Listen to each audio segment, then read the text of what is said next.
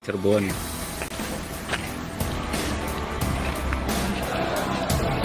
Jenengan lo.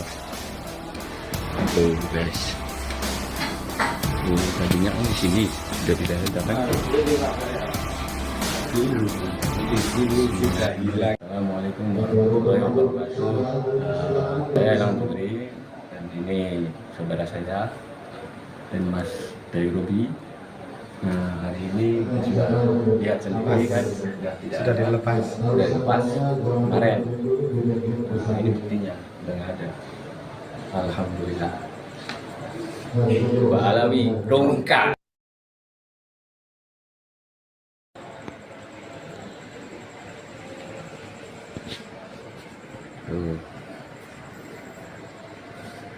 Assalamualaikum. Bisa kita lihat ya di cuplikan ini bahwa Keraton Kanoman mencopot silsilah nasab Sunan Gunung Jati yang ke Baalwi. Ya, ini tentu hal yang menarik khususnya bagi keluarga keturunan Sunan Gunung Jati dimanapun berada, termasuk di Banten. Kenapa sebabnya? Karena ketika Rizik Syihab ke Banten, beliau dengan sangat yakin, ya, sangat keras bicaranya, memberikan sebuah penetapan bahwa nasab Sultan Hasanuddin Sunan Gunung Jati itu ke Baalwi, tanpa memberikan dasarnya dari mana, sumbernya apa, buktinya apa, validitasnya apa, manuskripnya apa. Rizik Syihab tidak menyampaikan itu. Dan pernyataan Rizik Syihab itu menimbulkan reaksi dari hampir keturunan Sultan Maulana Hasanuddin dan keturunan Sunan Gunung Jati yang tidak terima atas statement Rizik Syihab. Mereka bertanya-tanya, Rizik Syihab itu siapa? Keturunan Sunan Gunung Jati bukan. Keturunan Sultan Hasanuddin bukan. Kok ikut campur? Yang terpenting Rizik Syihab itu munsib bukan. Kok seperti mengisbat nasab Sunan Gunung Jati, berani-beraninya langsung diisbat oleh Rizik Syihab. Siapa yang memberikan rekomendasi mengangkat dia jadi munsib? Dari sisi keilmuan nasab, apakah bisa dipertanggungjawabkan Rizik Syihab itu diwenangkan mengisbat Wali Songo khususnya Sunan Gunung Jati dan Sultan Hasanuddin?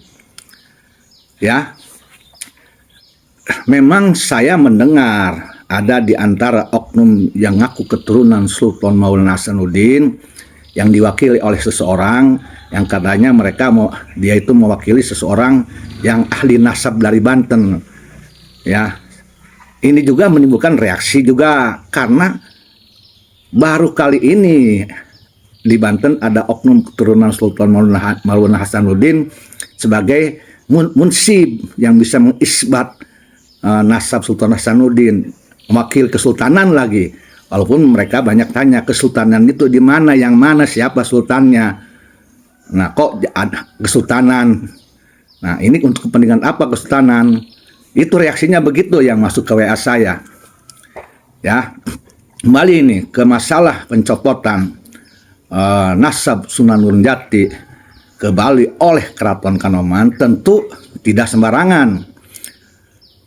Tentu Keraton Kanoman ini sudah mempunyai dasar keilmuan, juga mempunyai validitas yang akurat bahwa Sunan Gunung Jati Syekh Syarif Hidayatullah itu bukan ke Baalwi. Tentunya ini ke Said Musal Kazim Al-Kazimi Al-Husaini. Mereka pun saya yakin mempunyai tadi data-data, alat bukti manuskripnya dan sebagainya. Bahkan saya mendengar bahwa Naat itu punya manuskrip abad 15-an yang jelas kalau tidak salah karbonnya, kertasnya menurut ahli filologi itu benar, ya. Manuskrip tersebut menuliskan bahwa Wali Songo itu tidak ke Baalwi, termasuk Sunan Gunung Jati tidak ke Baalwi. Inilah yang disebut data sejaman, ya. Kitab sejaman, zamannya Wali Songo kan, itu kitabnya di zaman Wali Songo. Termasuk baru ini Kiai Haji Raden Salim dari Cilacap, keturunan Sunan Ampel pun mempunyai kitab yang menjelaskan bahwa Wali Songo itu tidak ke Baalwi. Nah, itu kitab kuno. Memang para hadirin, boleh orang siapapun dia yang merasa dirinya mempunyai pilihan, keyakinan bahwa nasab Sunan Gunung Jati ini ke Baalwi atau yang sebaliknya, silakan aja. Tetapi jangan condong merasa diri keyakinannya, pengetahuannya, penemuannya paling benar juga, nggak boleh juga. Itu soal kita ini menjadi orang yang mengetahui kebenaran mutlak. Ketika memang anggapan kebenaran kita ini ada yang menyangkal, nah disitulah kita harus sadar diri.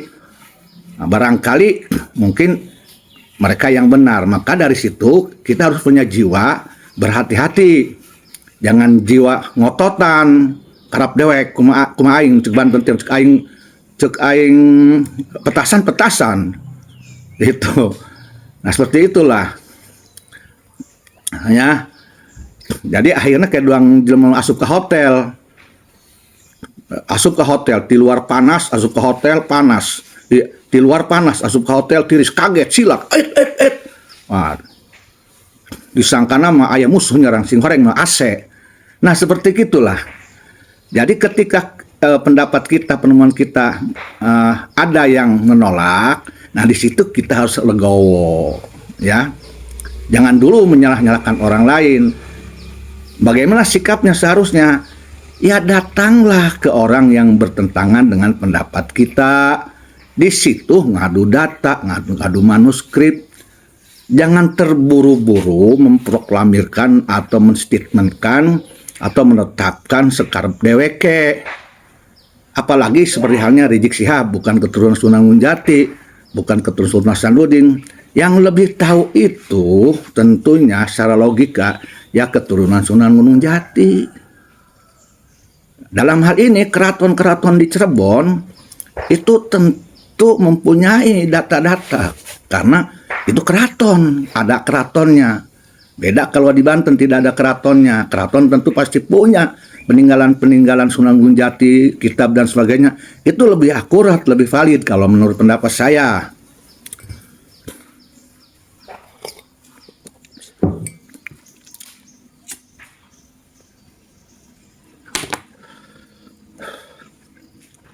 Mestinya juga Rizik Syihab sebelum menetapkan, berani-beraninya yang menetapkan nasab Sultan Hasanuddin dan nasab Sunan Gunung Jati ke Baalwi, beliau itu mestinya kalau mau pakai etika dan adab tata krama, ya katakanlah Rizik orang luar ya, bukan keturunan Sunan Gunung Jati, orang luar yang ikut campur dalam urusan nasab, ya mestinya pun berkoordinasi dengan keturunan Sunan Gunung Jati yang lain yang jelas kan ada di Cirebon. Nah itulah yang namanya permisi, tabayun. Jangan sampai justru statement Rizik Syihab mengisbatkan nasab Sultan Hasanuddin dan Sunan Gunung Jati ke Baalwi sepihak sehingga menimbulkan perpecahan di tubuh keluarga keturunan Sunan Gunung Jati akibat statement keputusan mengisbatkan nasab silsilah Sunan Gunung Jati oleh Rizik Syihab. Ini kan jadi pecah belah antara keturunan Sunan Gunung Jati dan Sultan Hasanuddin itu sendiri akibat statement Rizik Syihab yang sembrono. Nah ini Rizik Syihab harus bertanggung jawab dalam hal ini jika ada tuntutan dari keluarga keturunan Sultan Hasanuddin yang lain atau dari keturunan Sunan Gunung Jati yang lain dan mereka lebih mempunyai dasar yang kuat dan valid. Ini bahaya juga bagi Rizik Syihab berhadapan mungkin dengan hukum ini nanti ya. Andai kata mereka dari keturunan Sunan Gunung Jati atau keturunan Sultan Hasanuddin tidak terima nasab yangnya dibaalwikan oleh Rizik Syihab dan mereka bicara hukum dengan lengkap dengan bukti valid, data akurat, kitabnya, manuskripnya, data sekunder primer, filologi dan sebagainya lengkap. Nah ini akan tentu repot kepada Rizik Syihab ya. Yang kemudian para hadirin, di samping untuk membuktikan, menurut saya ini mohon maaf nih, luruskan kalau saya salah, saya ini bukan ahli nasab, bukan mengisbat pun tidak berani saya ya. Jangankan mengisbat nasab orang lain, terus terang lah jujur aja, saya mengisbat menetapkan nasab saya aja dari garis bapak garis ibu ya yang lengkap ke atas dari ibu dari bapak. Saya tidak langsung meyakini benar begini, enggak juga saya.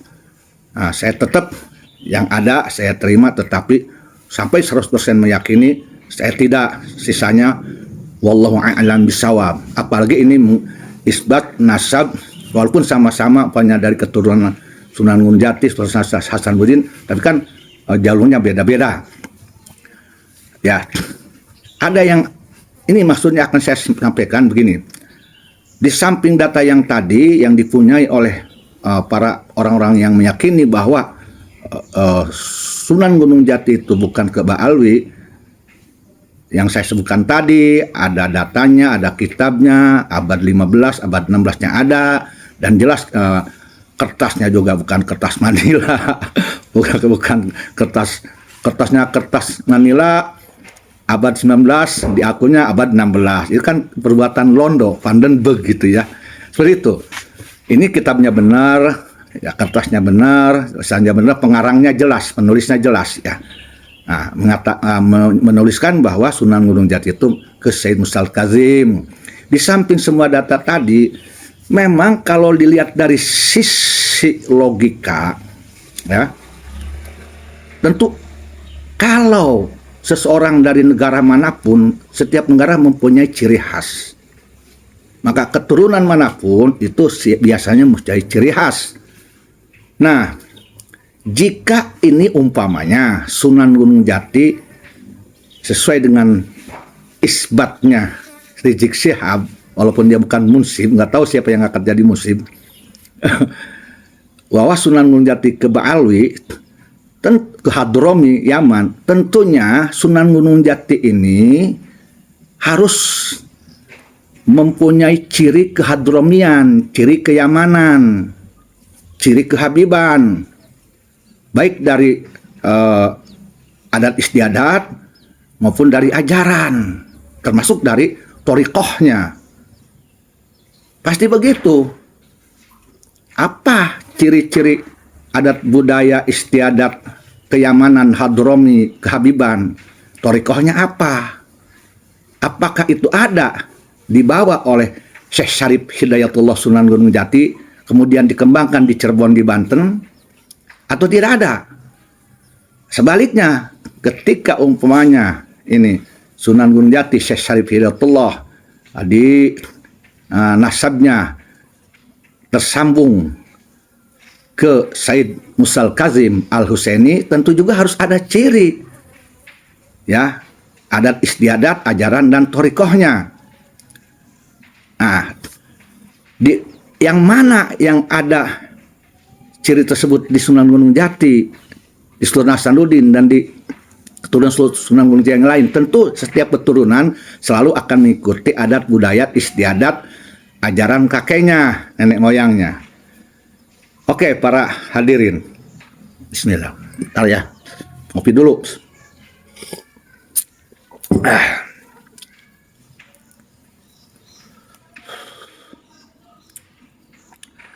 Oke, yang saya tahu sebatas yang saya tahu, ciri-ciri Yamani, Hadromi, hanya kehabiban. Pertama, torikohnya itu torikoh Alawiyah, ratib-ratib. Ya, yang saya tahu begitu. Nah, tetapi dari Baghdad, dari Maroko, ya, yang lainnya itu torikohnya torikoh Mu'tabaroh, torikoh Qadiriyah, torikoh Naqsyabandiyah, Tijaniyah, Rifa'iyah, Samaniyah, Khalidiyah, dan banyak lagi dari ajaran aja. Nah, pertanyaannya, apakah Sunan Gunung Jati Syekh Syarif Hidayatullah ini membawa amalan torikoh berupa ratib? Ratib apa? Ratib hadat atau apa? Ya kan? Bahwa tidak. Atau yang diajarkan, diamalkan oleh Sunan Gunung Jati Sultan Hasanuddin itu torekot selain torekot Alawiyah, selain ratib. Yang saya tahu torekot Alawiyah itu ratib itu torekot Ghair Mu'tabaroh, torekot yang tidak masyhur di dunia, yang jarang dipakai oleh ulama sedunia. Beda dengan torekot Mu'tabaroh. Yang saya tahu Sunan Gunung Jati dan Sultan Maulana Hasanuddin Banten, menurut ini ya informasi ke saya, Sunan Gunung Jati dan Sultan Maulana Hasanuddin Banten itu bertorikohnya Satoriyah. Pertanyaan, apakah para habib-habib di Hadramaut di Yaman ini mengembangkan torikoh Satoriyah ke Indonesia ini? Baik sebelum kedatangan Belanda ataupun sesudah kedatangan Belanda. Yang saya tahu tidak, para hadirin. Sebelum kedatangan Belanda belum ada itu habib-habib. Ya, Belanda datang abad 18, baru mereka datang ke Indonesia, dan penyebarannya pun bukan torikoh yang Mu'tabaroh. Ya, yang ada pun ratib.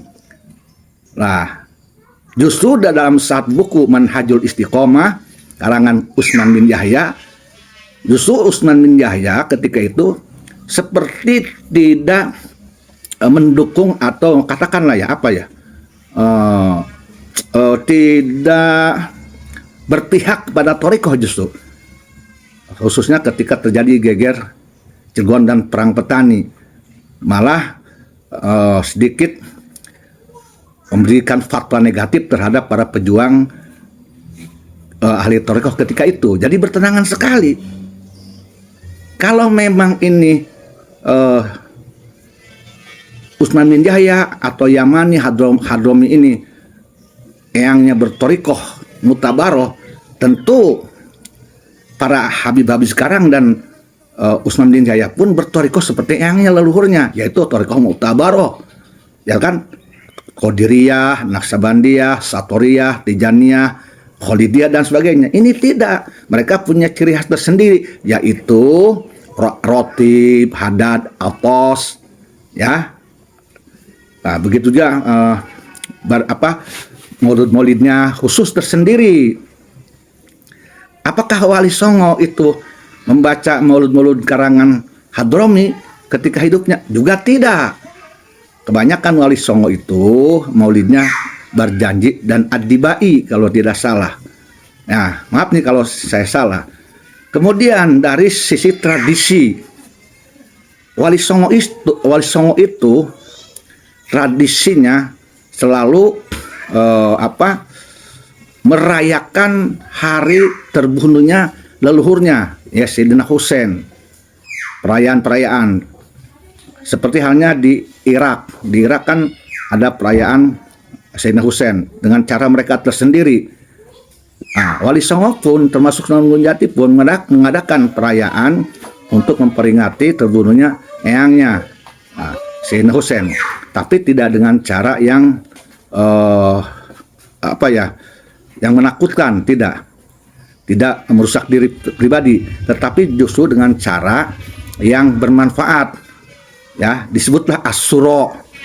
Ada bubur Asyura. Tidak seperti di Irak menyerayakannya dengan membacok badan seri dan sebagainya, mengeluarkan darah, tidak. Nah, kalau di Irak kan mengeluarkan darah, di bacok badan sendiri sampai mengeluarkan darah untuk mengingat bagaimana Sayyidina Husain dibunuh mengeluarkan darah. Tapi kalau Wali Songo Sunan Gunung Jati, Sultan Hasanuddin, bukan begitu. Darah itu dilambangkan dengan bubur merah, keberanian, dengan kesucian, dengan bubur putih. Hanya di Asuro di Banten, di Cirebon artinya Asuro, belum lagi di Jawa. Jadi ada berkah makanan-makanan Asuro. Nah itu adanya di mana? Dari mana? Dari Yaman, dari Hadrami, acara seperti itu? Tidak, dari Irak yang dilakukan oleh Sayyid Musa Al-Kazim. Itu diantara ciri-ciri yang jelas membedakan bahwa Sunan Gunung Jati itu bukan ke Ba'alwi dari ciri itu, tetapi ke Sayyid Musa Al-Kazim. Dari persamaan ciri adat istiadat budaya, dari ajaran yang disampaikan, disebarkan, termasuk dari thariqahnya, beda sekali dengan Ba'alwi. Kemudian ciri identitas, kalau identitas Hadrami Yamani, di belakangnya selalu ada marga, Al-Atos, ya, As-Sihab, Al-Aidit, yang juga DNAidit PKI itu kan, ya, Al-Barakbah, yang PKI itu Fahrul Barakbah, ya, Al-Munawar, yang PKI itu Muso Al-Munawar, kan begitu. Nah, pertanyaan, apakah Sunan Gunung Jati dan Sultan Hasanuddin dan Wali Songo yang lain di belakangnya ada nama marga? Tidak ada. Tidak ada. Mereka tidak memakai di depannya pun Habib. Tidak. Sebetulnya mereka itu Sarid dan Saib. Itu pun tidak dipakai di Indonesia, menyesuaikan dengan keadaan di Indonesia. Diselaraskan dengan kekeluargaan mereka sebagai raja atau keluarga raja, ya, dengan Raden, ya, dengan Pangeran, seperti itu. Walaupun mereka Said dan Sarip, tidak ada satupun saya melihat, mendengar, membaca bahwa di antara Wali Songo ada yang disebut Habib Anu gitu belakangnya, nggak ada. Nah, dari sini logika kita harus jalan, sebetulnya harus jalan, terang benderang sekali perbedaan. Nah, saya jelaskan tadi, sangat terang benderang sekali perbedaan antara ciri Hadrami Yamani, kehabiban, dengan ciri kehusainan, kemusal kaziman, keirakan. Dalam hal itu yang saya sebutkan tadi, para hadirin kayaknya, kalau menurut saya, bagi orang yang cerdas dan jernih dan lurus, dan tidak jumud, dan mau menerima kebenaran orang lain, mau membuka kesalahan diri jiwanya, jangan menutup diri dari mengakui kesalahan diri, jangan menutup diri dari mengakui kebenaran orang lain. Menurut saya ini logika sangat bisa menerima yang saya sampaikan. Tapi beda dengan orang yang jumud, kekarep dewek baik, kumain cekaing etak gitu baik. Ini kan bukan seorang intelektual dan tidak boleh disebut jadi munsib, nggak boleh. Syarat seorang munsib kan harus orang yang adil, yang jujur, yang soleh, di samping berilmu nasab. Bagaimana mungkin seorang yang tidak jujur, yang kekarep dewek, belum apa-apa sudah menjustifikasi, itu bisa dipercaya menjadi munsib, bisa dipercaya menjadi penetap nasab terhadap siapapun, jangankan nasab orang lain, nasab dirinya pun boleh kita ragukan, para hadirin. Ini sangat terang benderang sekali. Yo, kalau ingin jelas, oke, yang meyakini dirinya bahwa Sunan Gunung Jati, Sultan Hasan ke Ba'alwi, dengan yang meyakini ya bahwa Sunan Gunung Jati atau Wali Songo ini ke Sayyid Musa Al-Kazim, ke yang lain, coba bertemu, membuka kebenaran. Jangan mempertahankan ego, duduk bareng, adu data. Coba adu data. Nah, kalau memang untuk membuka kebenaran, jangan pembenaran. Ulah yang menang kardek aku mah aing bae. Nah, menurut saya begitu kalau memang mau meluruskan nasab Sunan Gunung Jati dan Sultan Hasanuddin, supaya nanti Sunan Gunung Jati dan Sultan Hasanuddin pun dan keturunannya yang lain itu mereka senang, ridho kalau nasabnya ini memang ada di jalur yang pas. Saya khawatir kalau ini nasabnya tidak sesuai dengan memang fakta dan nyata, khawatirnya ini ya mereka di alam ruh itu tidak suka. Siapa yang akan bertanggung jawab nanti di dunia dan di akhirat? Mudah-mudahan ini penjelasan saya bisa menjadi sebuah pencerahan yang bermanfaat. Wallahu muwaffiq ila aqwamit thoriq. Billahi taufiq wal hidayah wal afu minkum. Wassalamu alaikum warahmatullahi wabarakatuh.